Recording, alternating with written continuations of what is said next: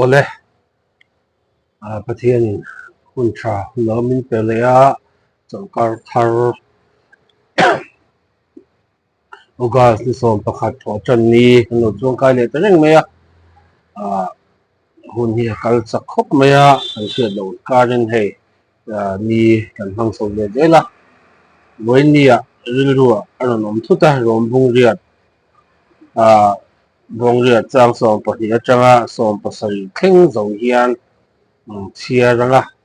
chumi chu rilruwa om in sei vele tapanga atla chop thei khop meya hian rilruwa om rilruwa ron om bera chu bung som pali na la ya kha pathian tharau hroya om piang ka chu pathian fa te an ni sia ti la ya kha rilruwa ron manga tharau hruai ti la ya kha chu a chung bung som pahnia changin som pasai zo hian kan ngai thlai la tu lang angin pathian in ramati angin rilruwa ang kan sei ho le kan sei le tum don ani masain pathian tu thiang lim ilo ngai thlang rombung ria chang som pahi chu bangin unau te u bat kan nei ti sadana om turin ti salaka ero chuan ani lo ti sadana in om chuan in thingei turani amai ro chu tak sathil te tharawa in ti lung thin chuan in nungang pathian tharau hroya om piang te chu pathian fa te an ni sia lawa om le turin boy ni na tharau in hus ani si lova fa ni na tharau in hu ni zoke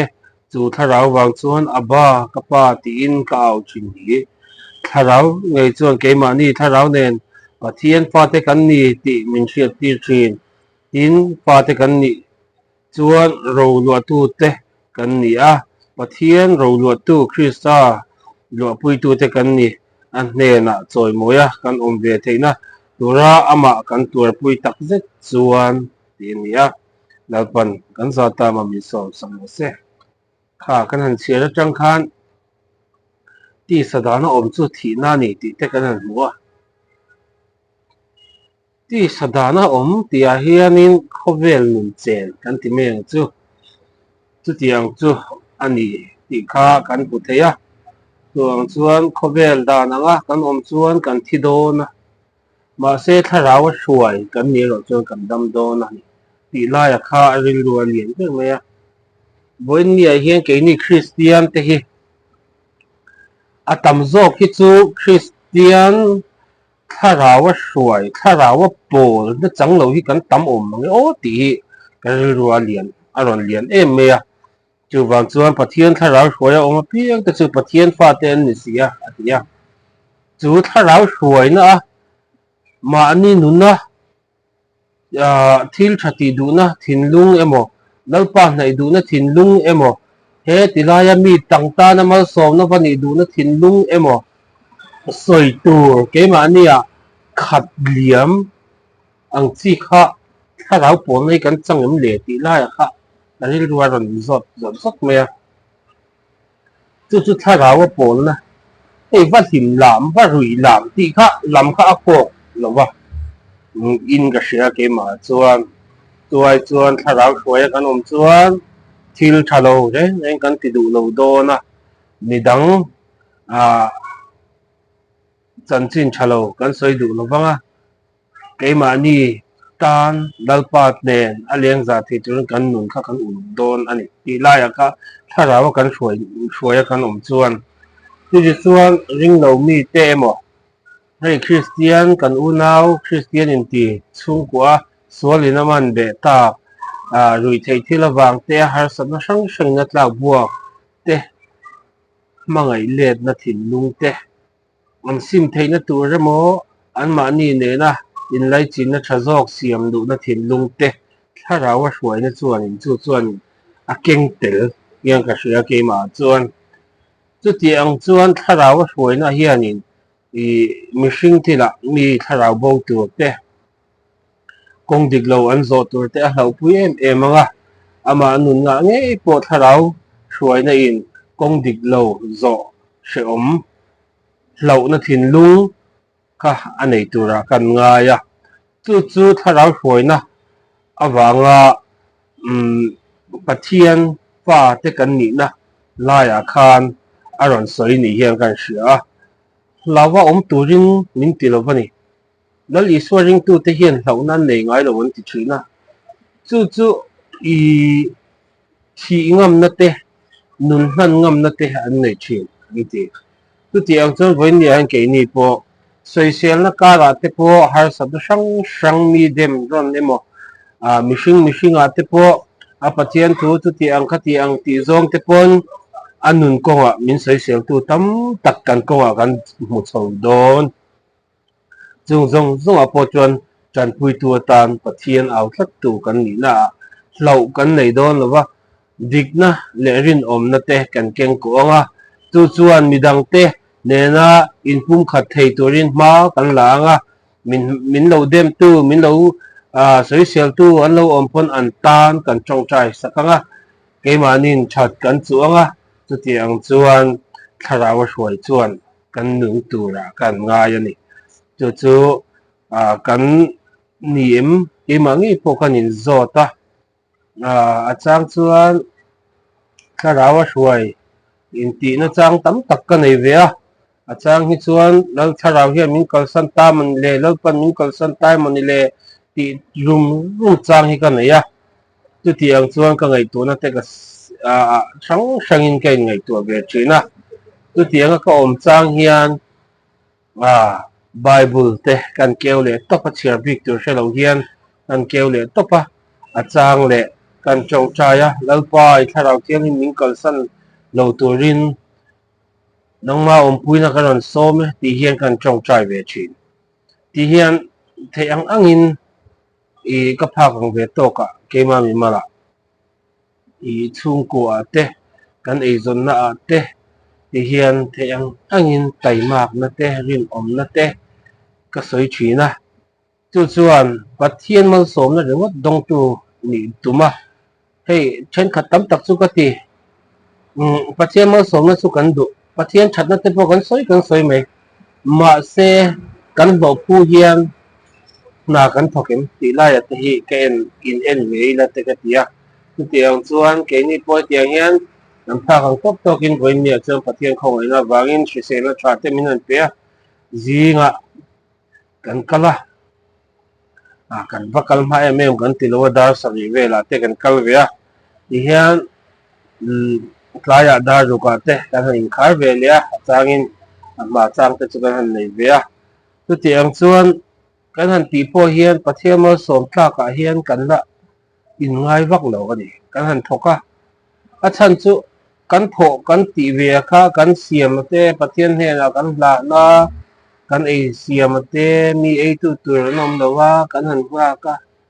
a chang ni chuan kan han boi ve nak tak chang te po kan nei chu dam an dul zia te pathian in min han hu ti thar kan tianga pathian tharau hroi na chu kan in hrau hnem lo pon lom na tur zel khalo om zel me in zir tur ha kan nga zel me chu ti ang chuan kan ma tho hi hei sarkar ha thok tam tak te phei po hi an ngai toila an ho ne na an tho hi ai in thu hian ka shalo ve ni dar sarkarin office timing dar ko anga asiama lai dar nga ate te dar li chan ve te ban huna tia tu ti ang chuan dar som do na ten an kal chak chaka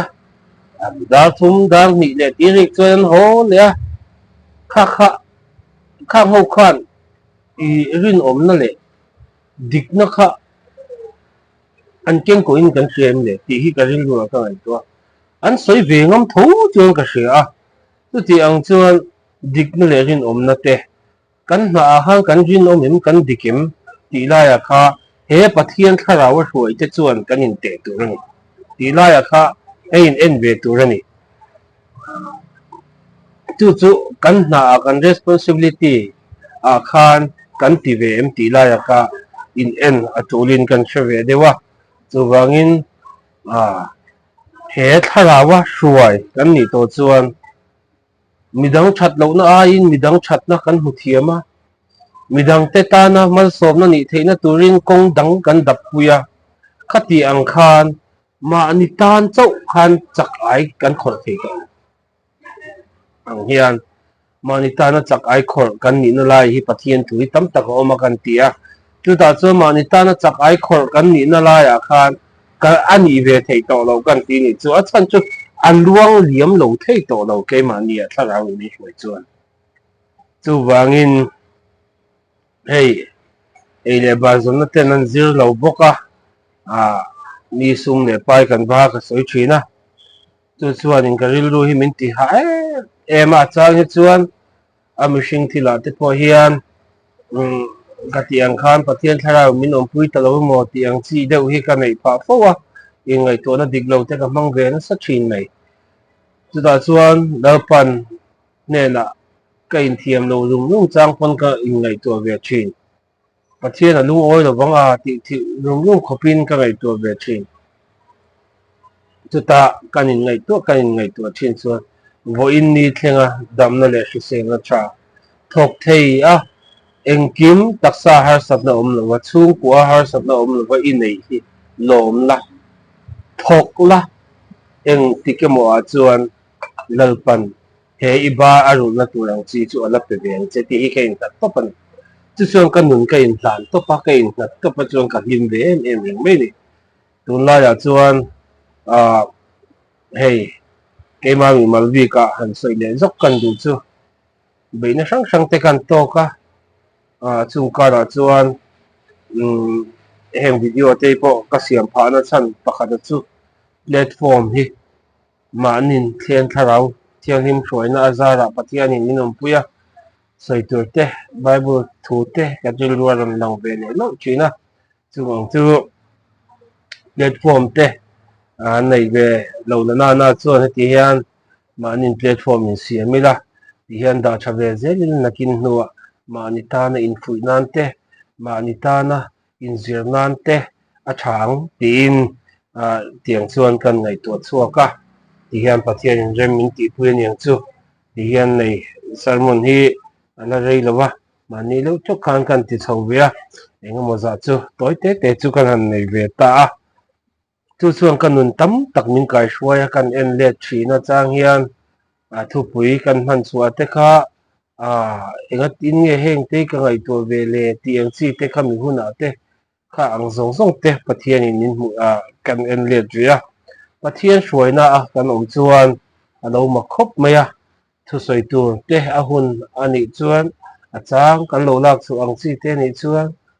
soi tur te kan lo nei ve je ta maya yang zong wa te hian lo pa fakla kan i zia te he tharau thiau nim in om pui tu hi atakani ti achiang thi ani mihring hriat na bible te hi kan hrelo khopa voin ni thleng hian azon olna ka lu lo chuan i bible te hi mathai marka luka johana ti a changa hetia kan ti de par po hian rom tir ko te kan thlen china hi chuanin ka buai nuai vek mai ni ti tiang khop tem bible om na lai po hi shalo kan ya jinis thu tlung hui lampo ma sela voin ni a chuan hetiang hian pathian thuin a thuin min pola kan zonga ti hianin kan han musuak ve le thina ti tiang a chuan kan han ti ve le nok thina ti chuan hei tharau hruaya om tur hian mani lamin pe ka ngai khop maya mani lamin pe lawa tharau in hruai tir tum chumo i thil har selu tu kani i kan pastor pan mania kan ti na thil soya ka ring ru au lian de mai chu tui tu sermon nge ti a te khin thu a soi ania tui lian hi lo dang tu mila kan dan tumna piang kha alen cherek dona chu wangin tui kha kan dang thei lawa kan hruai peng thei don bok lawa chu ai chuan tui liana kha kan du chuan kan hruai pen du ni chuan he ta asir engemaw tang khan te in lai zelila ti khan tui kha kan hruai pe kan du na kan hruai peng thin a ti ni tu tiang deuh chuan he ke mani tharau ni na po hi tu ma khan pathian thoi na in kalo chang ve a pathiana ka impact tak tak chuan pathian hin kan thu lo oi tak tak ani ti hi i ka soi ve thin pathan chu pathian tang hang ka in pe ni chu wangin pathian ka impact chuan pathian kha ka awa a in ama in pon na tu anga ka du anga chuan dal pa kha lo in puang zel ni chu ti ang chuan pathian ina pathian hena kan thluk lu hnem kha atam anga ya ani lo chuan tharau pon na kan thla nei thei lo ei le kha te po zirila kan thiam lo kan zir hnem lo chuan kan thiam lo kan zir hnem chuan kan thiam hnem a kan hret hnem ani mai a chu ti ang tho chuan tharau a po pathian thu hi a hriat a oma ma se a pol thei tur ma ni lam kan in khona min kai hruai tu tur kan ma mo zia la ya kan in hruai tir chuan chu ta chuan tharau hruai na hi tharau pol nei kan lo tong zel mai hi lo ni ti la ya kha karil ruan lian boka chu wangin ke po